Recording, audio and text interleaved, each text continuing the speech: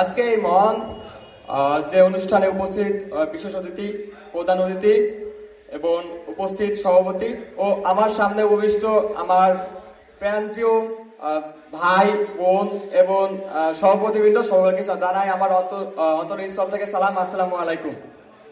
আজকে আমরা উপস্থিত হয়েছি অনুষ্ঠান হচ্ছে বিদায় এবং নতুন শিক্ষার্থীদের সংবর্ধনা, তাই না? তো একসাথে কি হচ্ছে, আমাদের বিদায় হচ্ছে আর নতুন শিক্ষার্থীদের সম্বর্ধনা অনুষ্ঠিত হচ্ছে। আমরা যারা কম্পিউটার ডিপার্টমেন্টে আছি বা কম্পিউটার রিলেটেড যে বিষয় যারা আমরা জানি, যে লিফো শব্দটা হয়তো আমরা শুনছি। আমরা লিফো কি করে, যে লাস্ট ইন ফার্স্ট আউট কথাটা আমরা সকলে অভ্যস্ত আছি যারা বিশেষ করে কম্পিউটার ডিপার্টমেন্টে আছে। তো ঠিক কম্পিউটারে অ্যালগরিদমের মতো আমাদের কিন্তু এইখানেও এমন একটি প্রোগ্রেস চলমান আছে, যেখানে লাস্ট ইন কোর্স থেকে দ্বিতীয় সেমিস্টার এবং ফার্স্ট আউট কোর্স থেকে আমাদের সপ্তম পর্ব। তো এই যে প্রক্রিয়াটা, একটা পর্ব চলে যাচ্ছে আর তার জায়গাটা ছেড়ে দিয়ে আরেকটা পর্ব ঢুকছে। আর বিদায় বিষয়টা কি হচ্ছে, আমাদের বিদায় যে আমরা বলতেছি নামিক অর্থে, কিন্তু এই বিদায়টা আমরা যদি আমাদের সপ্তম পর্বে তারা যদি চলে যায় বা তাদেরকে আমরা নামিক অর্থে কিন্তু বিদায় দিচ্ছি। একদিকে হচ্ছে আমাদের উৎস সম্বর্ধনা আর একদিকে হচ্ছে আমাদের বিদায়।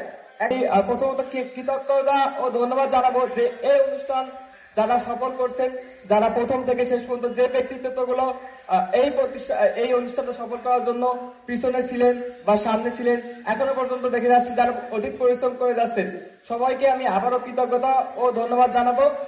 আর একটা বিষয় হচ্ছে যে নবীনদের আন্তরিক শুভেচ্ছা।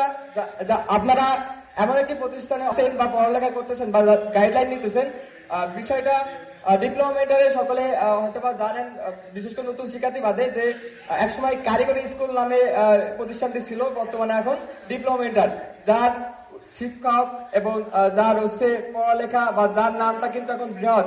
একসময় কি এটা আমাদের ছিল শুধুমাত্র যশোর জেলা ভিত্তিক, শুধুমাত্র পলিটেকনিক বেস কাজ করতো, যশোর সরকারি পলিটেকনিক ইনস্টিটিউট।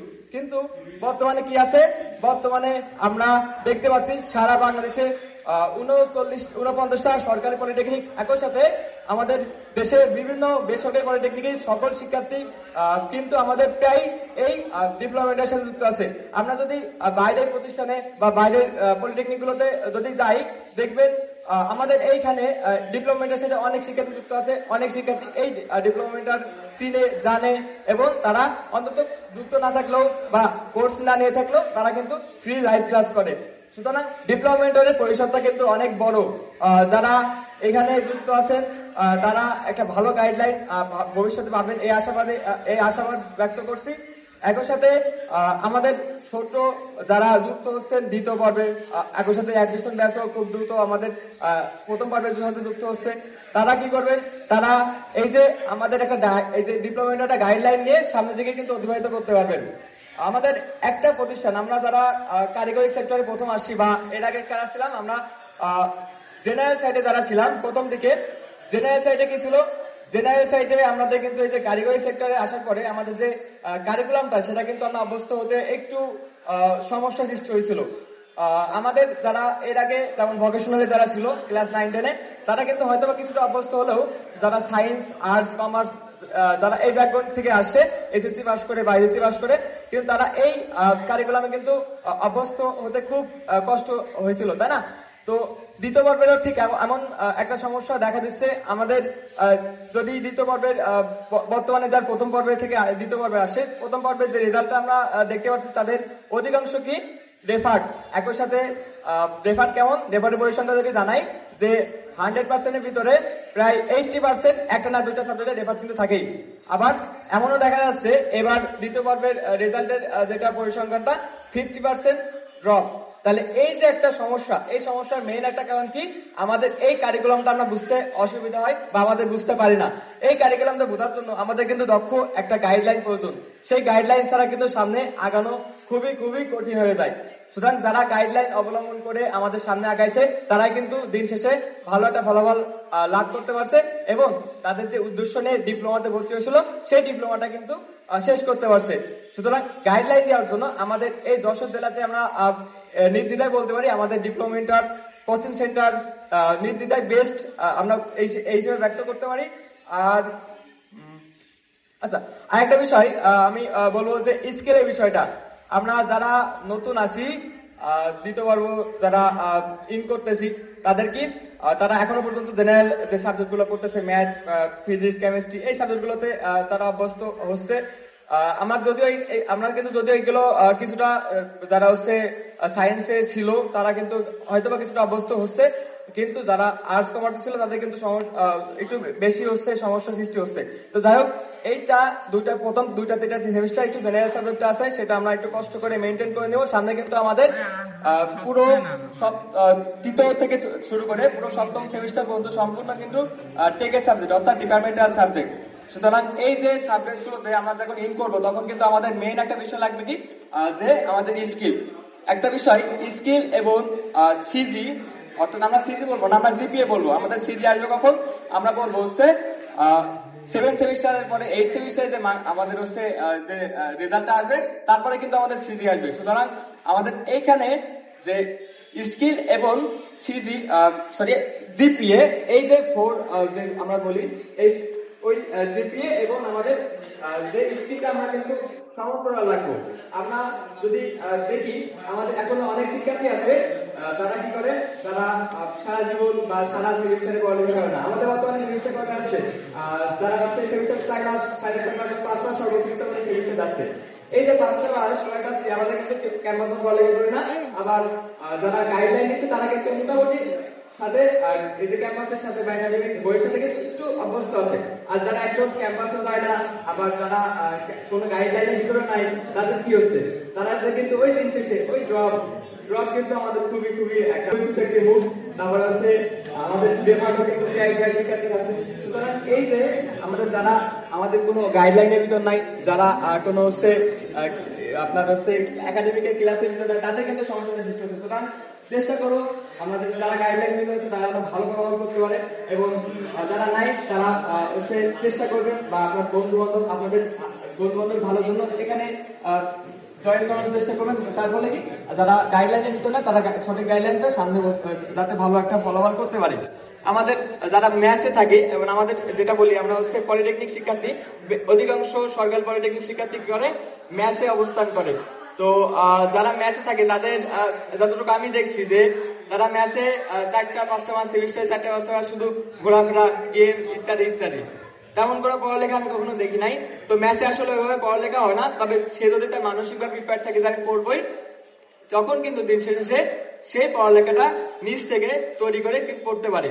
আর গাইডলাইনের ভিতর থাকলে তো আর কোনো কথাই নাই। সুতরাং যারা ম্যাথে থাকো তাদের আহ্বান জানাবো সঠিকভাবে দিক নির্দেশনা ফলো করে, এবং যে তোমাদের ম্যাথের সহপাঠীরা বা রুমমেটরা বা ম্যাথমেটরা যে যার করুক না কেন, তুমি জানো তুমি তোমার থেকে প্রিপেয়ার থাকো, জানো যে কোনো বিষয়ে ক্যাম্পাসে পড়া বা যে কোচিং সেন্টারে যে কোনো পড়া থাকে যেন তোমরা কমপ্লিট করার চেষ্টা করো। তো এই হচ্ছে আহ্বান থাকবে, আমি বেশি কথা যদিও বলবো না। আর একটা বিষয় হচ্ছে তোমাদের হচ্ছে সাজেশন কথাটা খুবই খুবই খুবই খুবই মানে পরিচিত একটা বিষয়, যে সারা বছর পড়ালেখা করবে না, কিন্তু 1 মাস আগে বা যখনই পরীক্ষার ডেট দেয়, আবার যখনই পরীক্ষা হচ্ছে রুটিন প্রকাশিত হয়, তখন স্যার একটা সাজেশন দেন, স্যার একটা সাজেশন দেন, এই যে একটা সাজেশনের ভিতর থাকো। তোমরা হয়তো বা এটা জানো না, বা তোমরা জেনে অনেকটা কষ্ট পাবা যে তোমরা যে সাজেশন ফলো করে যে পড়ালেখাটা করো বা সাজেশন ফলো করে যে রেজাল্টটা করো, তুমি কিন্তু তোমার নিজ থেকে মন থেকে তৃপ্তি পাচ্ছ, কিন্তু দিন শেষে কি কখনো তোমার নিজের ভিতরে কিন্তু স্কিল অর্জন হচ্ছে না। কি করতেছো, মুখস্থ বিদ্যা অর্জন করছো। মুখস্থ বিদ্যা অর্জন করে কিন্তু তুমি কখনো একটা কারিগরি শিক্ষা প্রতিষ্ঠান থেকে বিলং করে একটা কারিগরি শিক্ষা প্রতিষ্ঠান থেকে বা তার থেকে কিন্তু কোনো জ্ঞান তুমি নিতে পারতেছো না। কি করতেছো, শুধুমাত্র মৌখিক পড়াটা মাথার ব্রেনের ভিতর ঢোকানো, এতটুকুই, তাছাড়া কিছু না। আবার পরীক্ষা শেষ হবে, দেন সব ভুলে যাবে। সুতরাং চেষ্টা করবা সবসময় সাজেশনটা পরিহার করা। তোমাদের যে কারিকুলাম বইটা আছে, কি বই, আমাদের কিন্তু 10টা অধ্যায় বা তোর গেলেও 9টা থেকে 11টা অধ্যায় থাকে, এরকম আমাদের অধ্যায় থাকে। তো এই যে অধ্যায়গুলো কি হয়, এই অধ্যায়গুলো কিন্তু আমরা যদি পড়ি, একটু ভালোভাবে পড়ি প্রতিদিন, বেশি না, স্যার বলে না 4-5টা ঘন্টা উঠতে, আমি বলবো কি ভাই কখনো 4-5টা ঘন্টা পড়া লাগবে না, তুমি প্রতিদিন ভাই 1 ঘন্টা করে পড়ো, 1 ঘন্টা, জাস্ট 1 ঘন্টা করে পড়ো, দেখবা তোমার যে সাবজেক্ট গুলো আছে এমনিতে কভার হয়ে যাবে। সুতরাং চেষ্টা করবা, আমাদের সাবজেক্ট খুব বেশি না, চেষ্টা করবা অল্প অল্প করে প্রতিদিন একটু আগায় নিয়ে যাওয়া, তাহলে পরীক্ষার আগে ওই যে সাজেশন আর করা লাগবে না। আর আমি আবারও বলবো যে সাজেশন কখনো ফলো করো না ভাই, আসলে সাজেশন কি, যেই সাজেশন তোমরা নিজেরাও তৈরি করতে পারবা। তো এমন একটা মেন্টালিটি যাতে তৈরি করে পড়ালেখা করো, এমন ভাবে পড়ালেখা করো যাতে সাজেশন আর ফলো করা না লাগে, যতটুকু আছে বইতে সবগুলো চেষ্টা করা পড়ার।